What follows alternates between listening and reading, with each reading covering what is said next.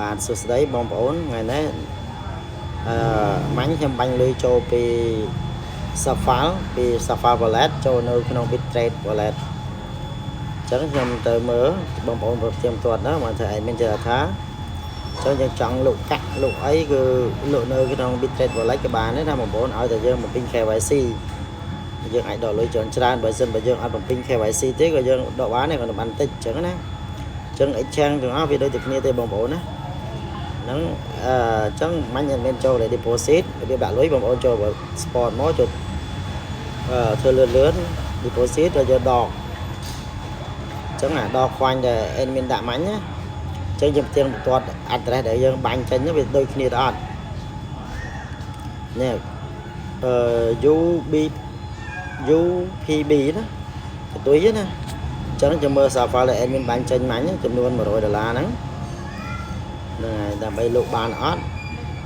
នេះគឺដូចគ្នាណាបាទចំនួន713កាក់អញ្ចឹងលុយហ្នឹងបានចូលហើយបាន confirm ចូលនៅក្នុង Bitrate Wallet របស់យើង Bitrate Exchange របស់យើងហើយអញ្ចឹងឯមានចង់ឲ្យប្រមូលលុយឲ្យបានគ្រប់ 5k ដើម្បីដាក់បន្ថែមទៀតដាក់ក្នុង AI Boot Trade នេះដើម្បីយកអាចំណេញហ្នឹងអាប្រាក់ចំណេញហ្នឹងដើម្បីយកមកទិញកាក់វិញអញ្ចឹងណាបងប្អូនអញ្ចឹងដើម្បីលក់វាបងប្អូនចេះហើយធ្លាប់លេងកាក់លេងអីហ្នឹងហើយ sport ឲ្យបងប្អូនចូលកន្លែង market មកចូលមកហើយយើងចុច sell បាទ sport sell ចង់ trade future ក៏មានដូចគ្នានេះហើយយើង sell មកយើង sell មកបានប៉ុន្មាន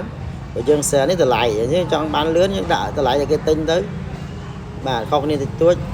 ប៉ោយើង sell បានជា USD ហើយអញ្ចឹងនៅពេលយើងបាន USD ហ្នឹងយើងចង់ដាក់អាលុយដែលយើង sell មកចង់ដាក់ចូលនៅក្នុង AI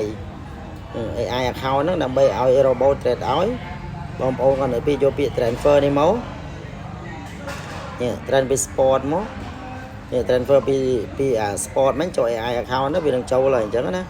ចូលហើយវាចូលបានហើយបងប្អូនត្រូវរើសនេះ boot trade នេះបើយើងចង់បានប្រចាំថ្ងៃក៏បានចង់បានប្រចាំខែក៏បាន365នេះថ្ងៃនេះល្អបើយើងដាក់5000មួយថ្ងៃវាធ្លាក់ឲ្យបាន$25ហើយដកបានដកមកយើងយកមកទិញកាក់វិញមកមានតែប៉ុណ្្នឹងបងប្អូនយើងចង់បានកាក់អីកាក់រាប់រយកាក់នៅក្នុង exchange នេះឬក៏យើងបាញ់ទៅ USD ចេញមកបាទមានកាក់អីខ្លះមានដកមាន SIPA មានអីដូចជា exchange ផ្សេងដែរហ្នឹងតែ exchange Bitrate X នេះវាល្អចាត្រង់ថាវាមាន AI មួយទៀតដើម្បីបង្កើតលុយឲ្យយើងដើម្បីផលិតលុយឲ្យយើងហ្នឹងហើយពីមុនគាត់តែខ្ញុំស្គាល់វាហ្នឹងមួយខែមុនហ្នឹងគឺនៅក្នុង pool នេះមានតែ30-40លាន